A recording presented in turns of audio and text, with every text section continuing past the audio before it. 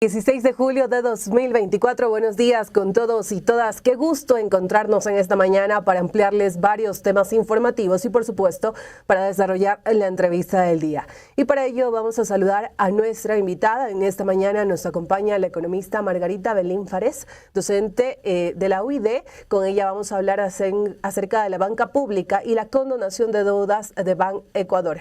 Economista Belín, ¿cómo está? Buen día, bienvenida a los medios comunitarios de Corape. Buenos días, muchísimas gracias por la invitación. Le escucho perfectamente. Gracias por acompañarnos. Como mencionamos, vamos a hablar un poco acerca de la banca pública y también de esta condonación de deudas de Ban Ecuador. La banca pública nació como una alternativa para la población y para que así tengan acceso a créditos productivos, hipotecarios, de consumo, etcétera. Sin embargo, para muchos analistas en materia económica, las instituciones que la conforman no han dado ese salto en sus calificaciones de riesgo, lo que complica su solvencia. Hay quienes hablan de fortalecer la banca pública. ¿Cómo ve usted este panorama de la banca pública en Ecuador? Muchas gracias por la pregunta.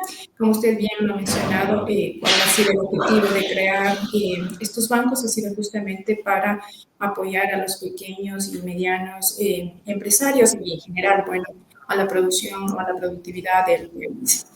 Es importante el Estado en este aspecto, en el sentido de que hay pequeños poblaciones o pequeños empresarios que no podrían ponerse un negocio si no tuvieran acceso a estos créditos. Evidentemente, el tema de los créditos es un tema que se tiene que considerar. Entonces, aquí me gustaría, por ejemplo, poner o llamar a cómo pasa en la India, que es un país, digamos, emergente, donde apoyan mucho a los empresarios. Ahí, generalmente, para formar parte de la directiva o de los cargos directivos de la banca pública, pasar menos por un año en un curso de riesgos.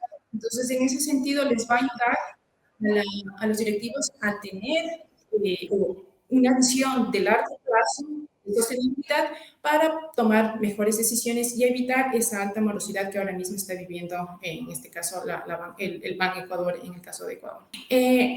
El microcrédito es un crédito bastante especial, a diferencia, por ejemplo, del crédito de consumo. En los microcréditos hay una metodología que, por ejemplo, lo lleva muy bien Banco Estado de Chile. Yo creería que Ecuador podría tomar como ejemplo cómo funciona allá. En principio se llamaba Banco del Estado de Chile, ahora se llama Banco Estado Chile. Tiene algunas filiales y lo que dan es bastante soporte a la gente que accede a estos créditos, porque generalmente son personas que no tienen conocimientos sobre contabilidad, sobre balances financieros, sobre cómo a lo mejor impulsar sus negocios, sus ventas. Entonces hay un seguimiento exhaustivo por parte de los oficiales de crédito, pero también todo el aparataje estatal para apoyar a estos pequeños emprendimientos para que efectivamente sean exitosos y puedan cumplir con sus obligaciones. En nuestro caso, como está creado, no permite darles incentivos, por ejemplo, a los oficiales de crédito. No hay un aparataje tampoco estatal, una logística que permite también apoyarles a los pequeños y medianos empresarios. Entonces, cuando se vienen problemas, pues no pueden cumplir con las obligaciones. La decisión que ha tomado ahora el presidente probablemente, o sea, no le quedaba de otra, porque hay un seguimiento por parte de la Superintendencia de Bancos y probablemente tenía que tomar esta decisión, que es una decisión en el corto plazo, pero en el largo plazo se tiene que pensar en un nuevo modelo que ya no vuelva a caer nuevamente en este problema de solvencia, porque ya cambió de Banco de Fomento a Ban Ecuador y probablemente luego podría tomar decisión de cambiarle solamente de nombre y a lo mejor dejar de lado esa cartera mala para empezar nuevamente con mejores indicadores de morosidad. Y ya que usted ha hecho referencia a esta decisión presidencial, ya pasemos a hablar en específico de esta condonación de deudas de Banecuador. El presidente Daniel Noboa dispuso la condonación de créditos coactivados de Banecuador de hasta $5.000 desde 2016, lo que representa, si bien es cierto, un respiro financiero para muchas personas. Pero desde hace algunos años que se habló de esta propuesta, muchos decían que era insostenible, que no se podía dar. Entonces ahora también surgen algunas dudas a quienes apoyan la medida, a quienes no, y a quienes se consultan cómo se hará ahora que es una realidad, que ya la dispuso el presidente Daniel Noboa para evitar un desbalance en la economía precisamente de Banecuador. Claro, como le decía, probablemente es una decisión en el corto plazo que no le quedaba de otra porque la Superintendencia de Bancos hace seguimientos y a lo mejor, si es que no se tomaba esa decisión, le tocaría a la superintendencia a lo mejor hacer una intervención y yo creo que eso no sería el objetivo. Siempre cuando se hace política pública, políticas sociales, se tiene que hacer una evaluación de impacto y eso es algo que aquí en el país nos falta mucho. Ya sea por conocimiento, ya sea por formación, por falta de infraestructura, de gente que lo haga, pero es importante eso, que nosotros como sociedad exijamos a nuestros gobernantes, en general a todas las instituciones públicas, que hagan estas evaluaciones de impacto para saber si es que las medidas que se están tomando realmente llegan a cumplir con los objetivos que se plantearon en un principio. Y esto tiene que ser sostenible en el tiempo, independientemente de los gobiernos o de las autoridades de turno. Como le decía al inicio, es importante que las autoridades en las instituciones financieras tengan una sólida formación. Y cosa que no pasa, aquí le ponía el ejemplo de la India, y es importante. Por ejemplo, hay una asociación que se llama ALIDE, que es una asociación latinoamericana de instituciones financieras para bancos de desarrollo, que tienen muy buenos formadores, que presentan muy buenos casos de éxito que la banca pública de Ecuador podría tomar y que podría, digamos, acogerse o pedir acompañamiento para llegar a procesos exitosos. Entonces, eso creo que es importante y ver también en otros países qué procesos han sido exitosos para nosotros seguir en la misma línea.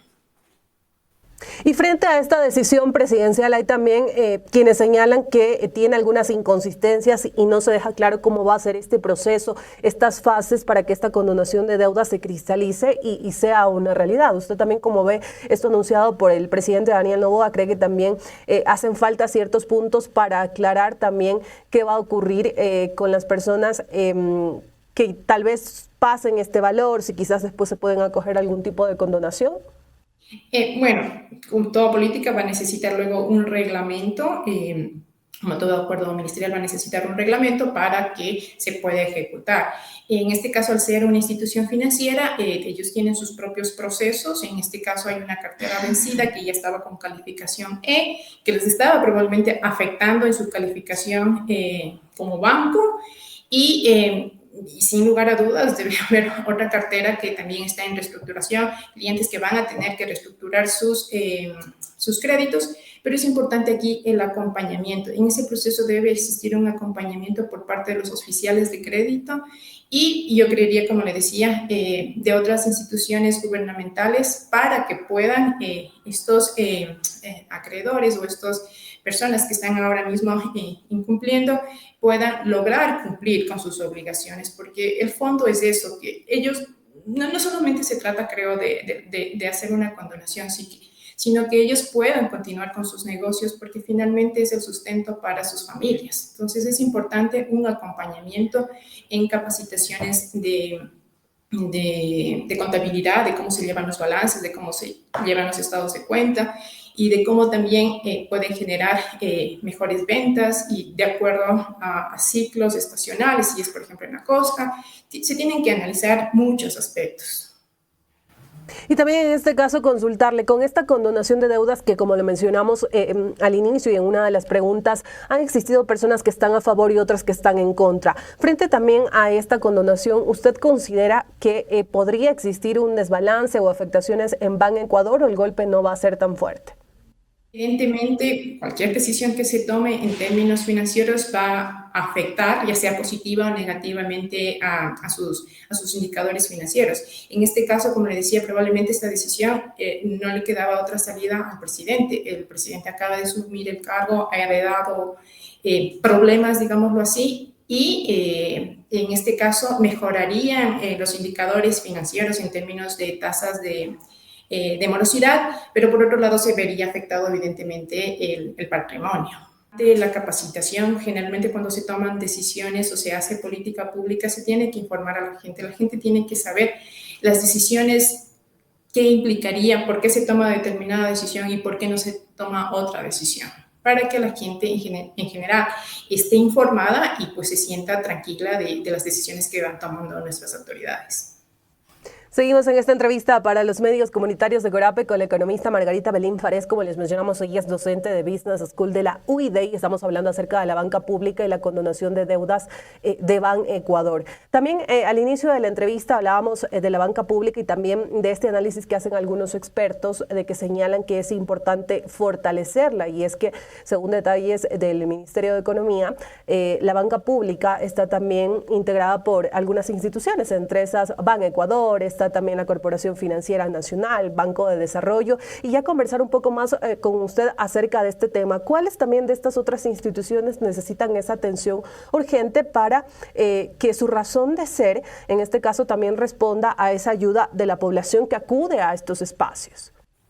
Como le decía, me gusta siempre tomar el caso de Banco Estado de Chile, que en determinado momento, y que es un banco latinoamericano, ¿no?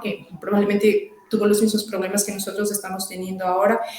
Allí se unieron todos los bancos y crearon una banca comercial para atender las necesidades de la sociedad chilena, en este caso. Entonces, ellos tienen varias filiales y varias instituciones que permite justamente brindar la atención oportuna y la que necesita cada una de las personas, o en este caso de los demandantes de créditos en la sociedad chilena. Entonces, es importante tomar casos exitosos para que nosotros también podamos tomar casos exitosos y no seguir en el mismo ciclo que hemos venido siguiendo, donde en determinados momentos los presidentes tienen que tomar estas decisiones de condonación.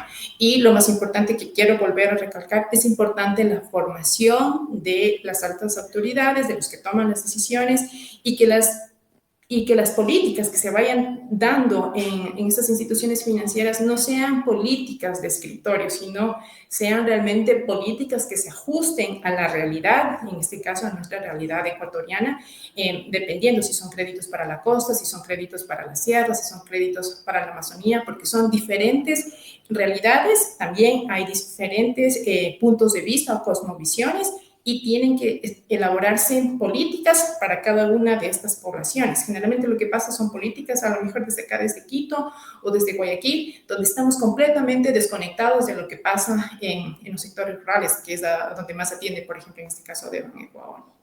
Frente a este trabajo que también hace la banca privada, ¿cuáles son esos desafíos que tiene la banca pública en Ecuador? Usted nos pone de ejemplo también lo que ocurre en Chile, pero ¿cuáles son esos desafíos que la banca pública, con sus instituciones que la conforman, deben de repensar para, en este caso, que la población confíe más en ellas en vez también de la banca privada?